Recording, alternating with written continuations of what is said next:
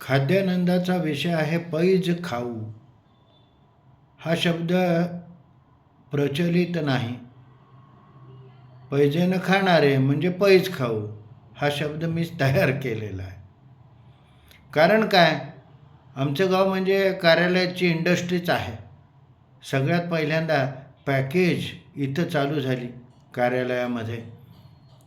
आणि तुम्ही पैसे द्यायचे आणि काही न घेता बॅगा घेऊन यायच्या आणि लग्न करून जायचं. त्यामुळं सतत गावामध्ये लग्न कार्य होत असायचे.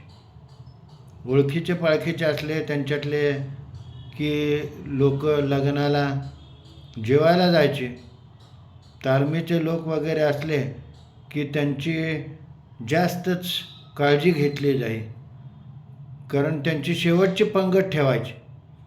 कारण हे लोक भरपूर खायचे आनंदाने, म्हणजे जिलबीचं ताटं फस्त करायचे. म्हणून बाकीच्या लोकांची जेवणं झाली की मग यांची पंगत वाढायची.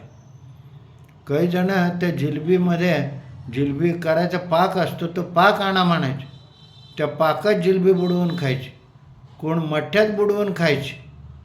लाडू केले असले तर ते लाडू घ्यायचे, कुचकरायचे बुंदीचे लाडू, त्यामध्ये तूप घालायचे, साखर घालायची आणि मग ते खायचे.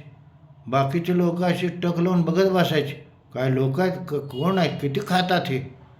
त्यामुळं ते कार्यालयाचे मालक आणि वाढणारे ह्या सगळ्यांना ते माहीत होतं. खूप पूर्वीच्या काळीसुद्धा असेच लोक होते भरपूर खाणारे. एक कोंडीबा मास्तर होते. रात्रीच्या वेळेला पत्ते खेळत लोक बसायचे.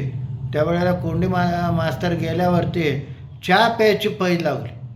किती चहा प्याणार. तर कोंडेबा मास्तरने बसल्या बैठकीला एक स्टीलची बादली असते तेवढी बादली भरून चहा प्याला म्हणून. लोक सगळे चकित झाले, आता ह्यांना काय होतं काय, पण काही झालं नाही. एक आमचा मित्र होता, अशीच पैज लागली. त्यावेळेला आमलेट खायची पैज. आता आमलेट खाऊन खाऊन किती खाणार लोक, 1 2 4 5 खातील, त्याच्यापुढं खाल्लेला काय बघितला नाही. आधी डिक्लेअर करायचं आणि मग जायचं आमलेटच्या गाडीवर म्हटलं. मग 21 आमलेट खातो म्हटलं. तिथं गेला त्या आमलेटवाला पण एवढे खाणार आहे का निश्चित असं बघायला लागलं. ह्या पठ्ठ्यानं 21 आमलेट खाल्ली आणि नंतर विहिरीत पोहून आला आणि सगळा जिरवून मस्त झोपी गेला. असे भरपूर खाणारे लोक होते.